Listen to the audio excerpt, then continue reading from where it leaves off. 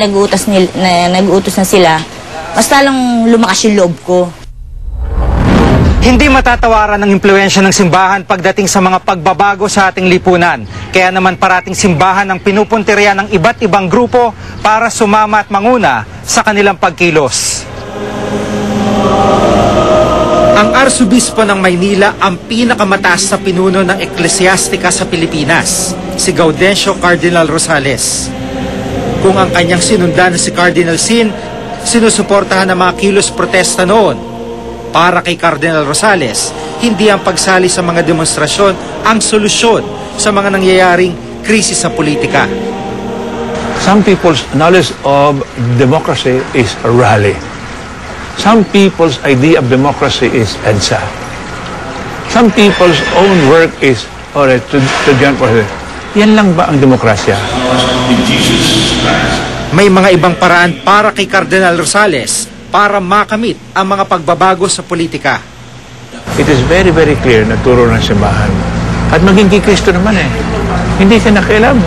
Kay Herod, at that time, who was the king, at maging kay Poncio Pilato, hindi siya nakialam. Sa inyo pong pananaw, personal na pananaw, parang tama ho ba na yung simbahan ay manguna sa mga panawagan sa politika? Mabuti tinan mo yan. Pero nasabi ko na, sa loob na kayong pagkapagpaliwanag, ayun, ang may kuha ng simbahan, mayroong hangganan ang kanyang pangangaral sa mga tao na, ayun, ang hangganan yung sa loob ng parametro ng mabuting balita. Mensahe ng pagmamahal ang ipinaabot ni Cardinal Rosales sa gitna ng kaguluhan sa politika. Kung gusto mo talagang baguhin ang daigdig at ikay Kristiyano, sabihin ko sa inyo, sakyan natin ang paraan ni Kristo. If you have your own way, then don't be a Christian. May sinumpa ang tatlong bagay ang mga pari: poverty o pagiging dukha, chastity o kalinisang puri, at obedience o pagsunod. Ayon sa isang canon law expert o eksperto sa mga batas na sumasaklaw sa simbahan, hindi kabilang sa tungkulin ng mga pari ang maging leader pagdating sa isyu sa politika.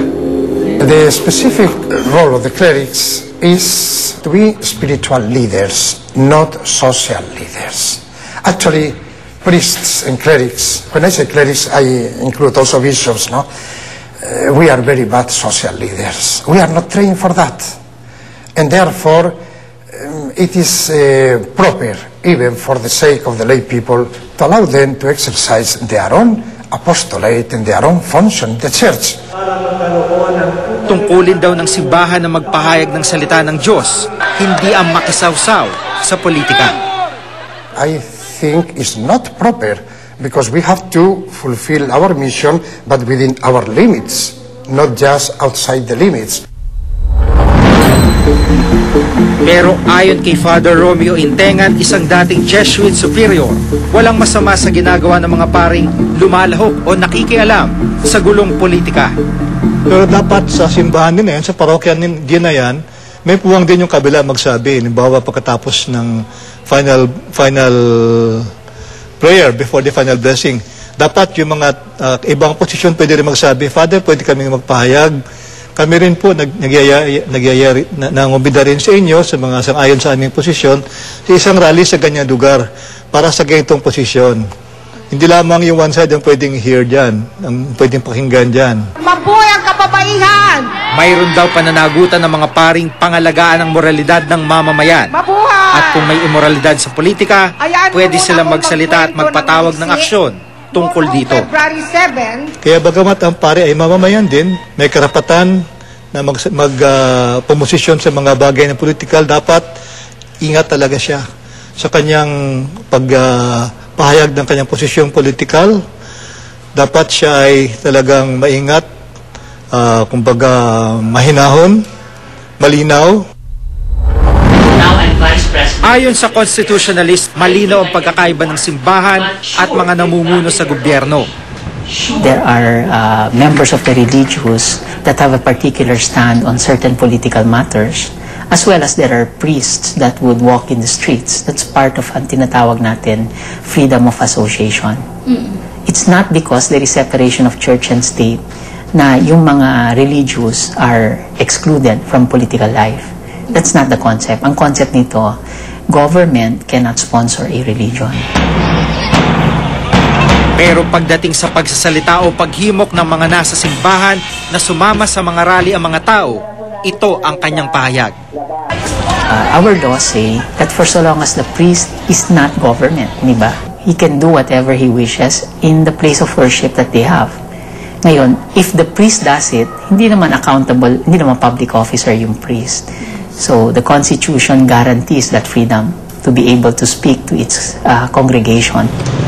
Isang Katolikong nakikinig sa mga banal na turo ng simbahan, si Loreto Heraldo. Pero sa ilang pagkakataon, nadismaya raw siya dahil tila nakikisali na sa kaguluhan ng politika ang simbahan ngayon. Para sa kanya, malaki ang epekto sa kanyang pananampalataya ng pakikialam ng simbahan sa gulo sa politika. Hindi na talaga ako magsisimba.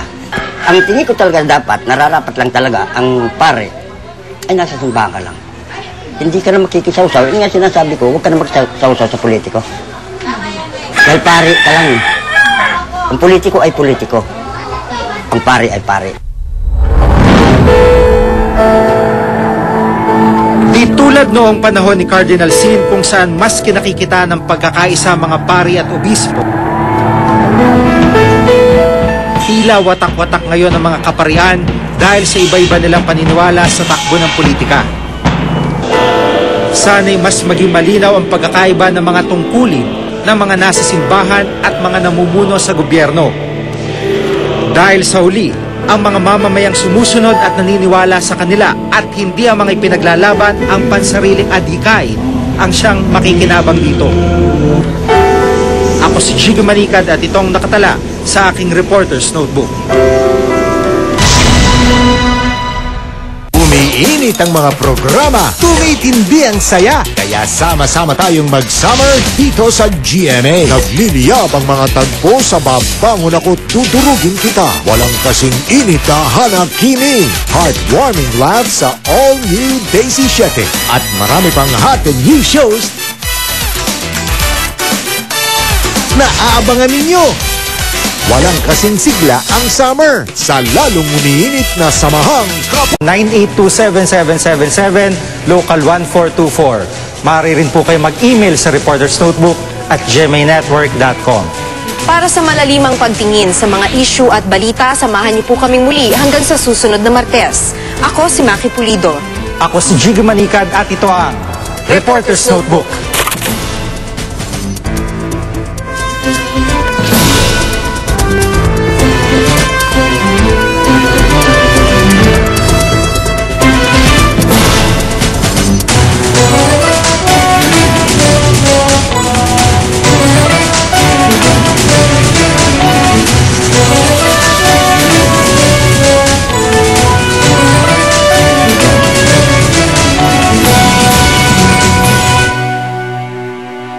Scoop kayo sa Reporter's Notebook kasama ang Fitrum Green Tea Extract plus L-Carnitine at 4G